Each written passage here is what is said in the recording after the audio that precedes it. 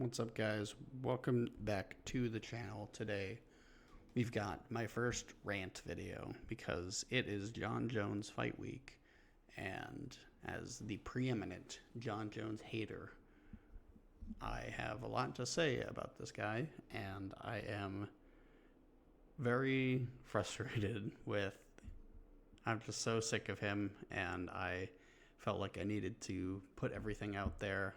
These headlines within the last week have really pissed me off. I think many people in the MMA sphere are saying that he's not going to defend against Tom Aspinall, and if he does fight, it's going to be against Alex Pereira.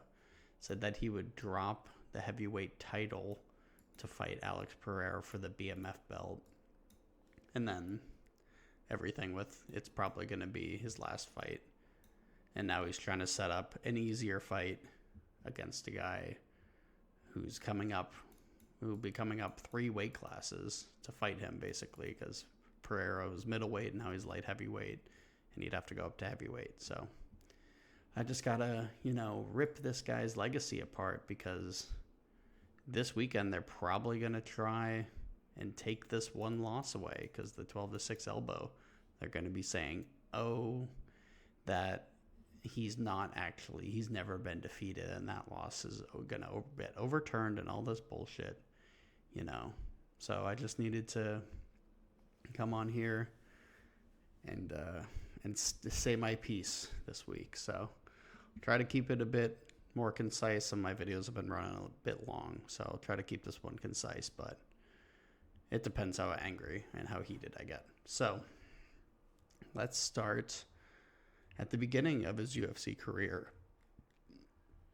all the way down here. So we got his first fight, not going to talk about it, but then his first big fight against Stephan Bonnar. That's his first big win. That's the first name on his resume that you recognize. And so let's check that out. And the first thing that jumps out to me is, oh, look, a 10-year age gap. That's weird. I thought Jon Jones made fun of Tom Aspinall for wanting to fight him, for being such a different age. He said that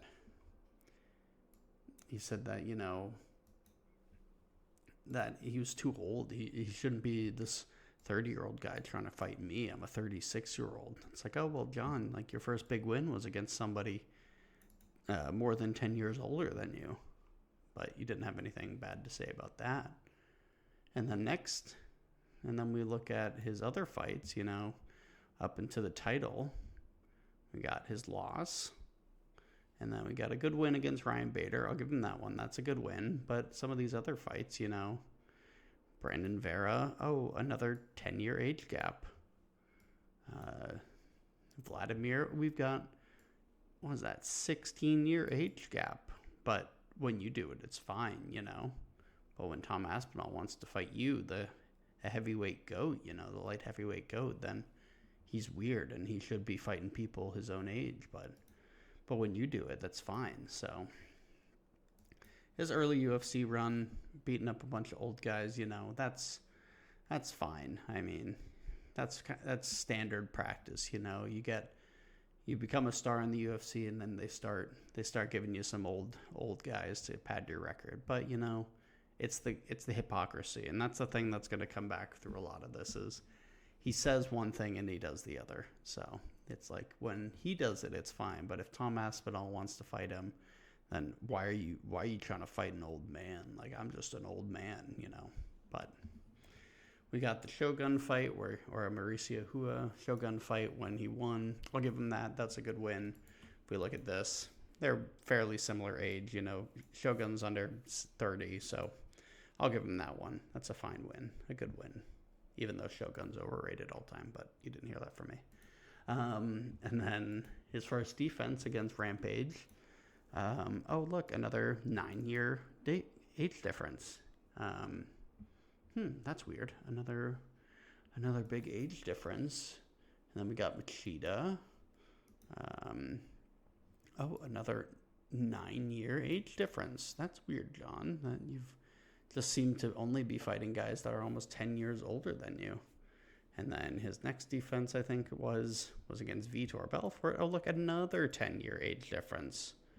And then, Chael Sonnen, another 10-year age difference. That's crazy. That's what, 1, 2, 3, 4 of your first defenses, 4 of your first 5 or 4 of your first 5 defenses were against guys 10 years older than you. That's pretty weird. I get it. You fight old guys coming up, but when you get the title, you shouldn't be fighting old guys, right? Oh, well, what do you explain?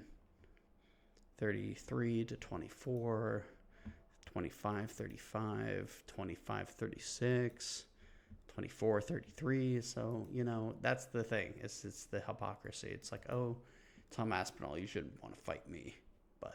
But when I do it, when I defend my belt 6 times and 5 of them are against guys who are 10 years older than me, it's fine. And then we got to talk about some of his fights up here, like Gustafsson, his first hard fight, And then, what would you know? If we look at the stats here, look, it's the first fight he ever had against somebody his age and somebody who's similarly built and young and all this stuff. And, he almost lost this fight. And, wow, that's surprising, isn't it? He finally fights somebody who's similar to him and he has a hard time. That's interesting. And, then we go to some of his other harder title fights. We got easy win. We got Daniel Cormier, which is, again, a good win. I'll give him some credit, His wins against DC are good, even though he cheated to win some of those fights. But then we go back and then get into later in his career. You got Thiago Santos. That's a split decision, because Thiago Santos is also athletic. He's not just beating up on guys 10 years older than him who aren't athletic. And then, of course, the fight he actually lost, which is against Dominic Reyes, who, look, you finally fight somebody who's also athletic and who's built almost the same as you, and you basically lose that fight, I don't know if I do think he lost this fight. It's very close, though, but, that's the thing, is it's like he spent most of his early career beating up on old guys over the hill, but because they have big names, that's what makes people think that he's the GOAT, It's like people know these guys from Pride and early UFC, but, in 2013, these guys weren't who they used to be. 2012 Vitor Belfort ain't 2006 Vitor. At that point he already had 10 losses. So that's what I said. It's the hypocrisy that pisses me off. And then people calling him the GOAT, and it's like, what has he done at heavyweight? Cyril Gane, sure, I'm a Cyril Gane fan, but if that's your only win at heavyweight, then what? Like, you gotta show me more. And then Stipe, we go to this, and guess what? We're back to a 5-year age difference. Guy coming off a 3-year layoff. I know Stipe is the heavyweight GOAT. He's who I'd consider the heavyweight GOAT, but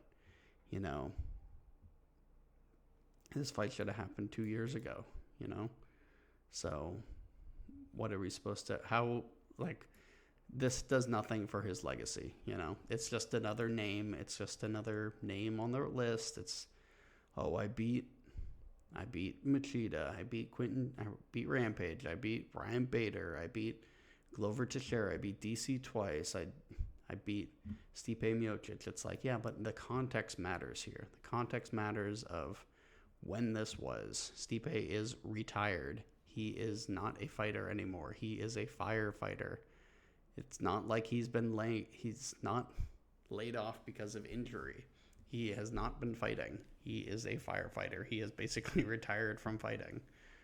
So that's what's frustrating. If he's talking about his legacy and wants to be the GOAT, it's way more impressive. It's way more important for him to fight the actual top heavyweight right now, which is Tom Aspinall, I know we don't really know a ton about Tom Aspinall because he's had so little cage time, but he's cleared out the top 5 of the division pretty quickly.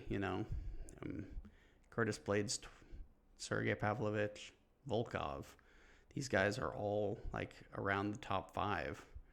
And then we got Jon Jones, whose only win at heavyweight is Cyril Gane, who is a top 5 guy. Cyril Gane is a good win for a heavyweight, but I don't know if I would call him a true heavyweight. He's very much a unique hybrid heavyweight instead of just like a true big guy. Like Cyril Gane is big, but Tom Aspinall is a different beast, and I think if he beat an up-and-coming guy, because like on this list, where's like the up-and-coming guy that he's beaten?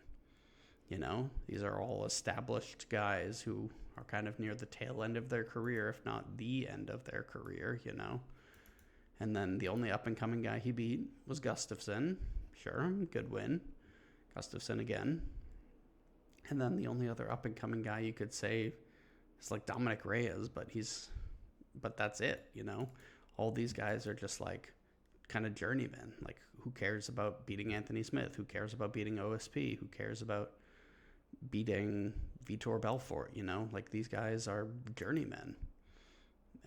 This is the same thing with Stipe. He's gonna fight a guy at the end of his career and not beat the next generation. For me, being the GOAT is you have to beat you have to beat the previous generation, the current generation, and the next generation.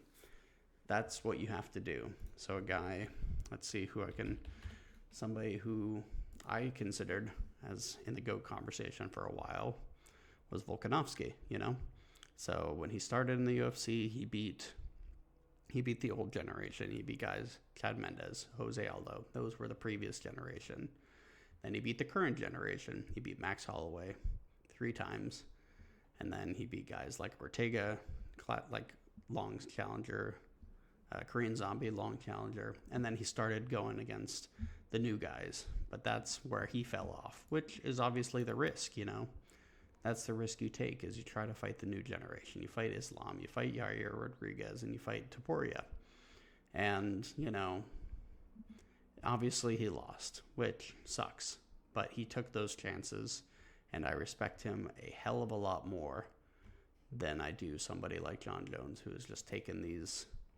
Like, the last half of his light heavyweight run was just like, it was Mickey Mouse shit, Like, these 2 defenses...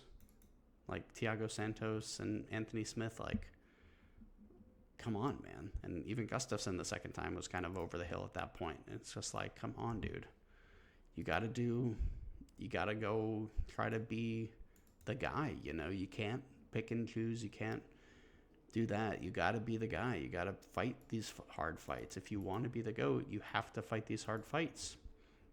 That's kind of why I don't consider... It's one of the reasons why I don't consider Khabib kind of in my top of the GOATs, because, he just didn't fight enough. It's the same thing. If he had these fights, if he fought Max Holloway and Tony Ferguson, like even once, God, how many times this fight was canceled is crazy. If he just fought these guys once, that would be M1. That would be huge. If his record was Max Holloway win, Conor McGregor win, Dustin Poirier win, Tony Ferguson win, Justin Gaethje win, that would be enough for me to say that, because he beat the current generation, and then Justin, he beat the next generation, But I can't say that Khabib's the GOAT, and I cannot say that Jon Jones is the GOAT either. So his hypocrisy pisses me off. I can't wait for this week, for media day and shit, for him to say even weirder stuff and make me even madder. Feels like he's got a bingo card of stuff to say that makes me mad. So we'll see on Saturday night, brother. But we'll see what happens on Saturday. I'm gonna do my predictions a bit later. I really am contemplating picking Stipe. Probably gonna bet money on Stipe just because I really hope he wins. If there is a God in this world, this man will lose, and all this stuff will be for nothing. He's got all this shit, he's saying all this crap, and then if he loses, it'll all be for nothing, and I will oh, I will be so happy. I will scream from the heavens. I will do whatever. I'll get a Stipe Miocic tattoo, but I will be so happy if this fucking guy loses. So, all right, come back later in the week for my picks for this fight. I got another video talking about my top 20 pound for pound that I just have to edit and post up. So, come on back, and hope to have some more of you guys in here, and we'll see you next time. Peace.